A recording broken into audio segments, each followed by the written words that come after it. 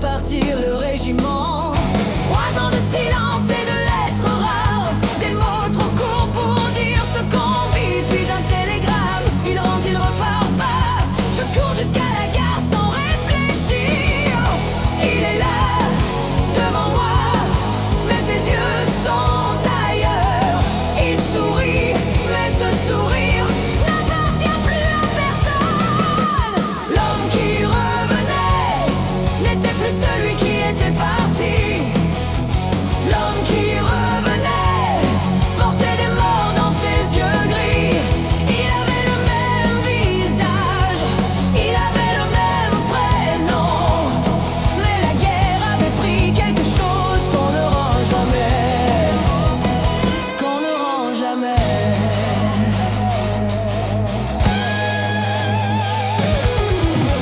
La nuit, il se lève sans un mot, il regarde par la fenêtre jusqu'à l'aube. Je pose ma main sur son épaule, il sursaute comme si c'était une bombe.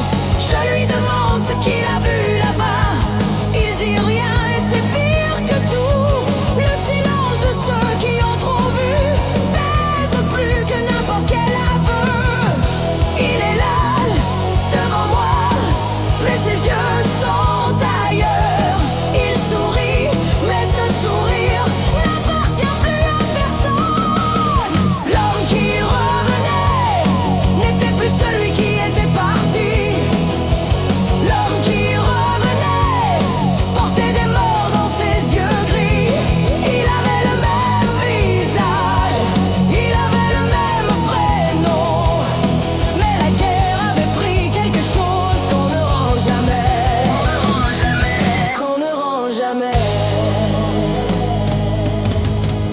Un soir il m'a dit une seule chose, il a dit: je suis revenu pour toi. Mais la moitié de moi est restée là-bas, et cette moitié je ne la reverrai jamais.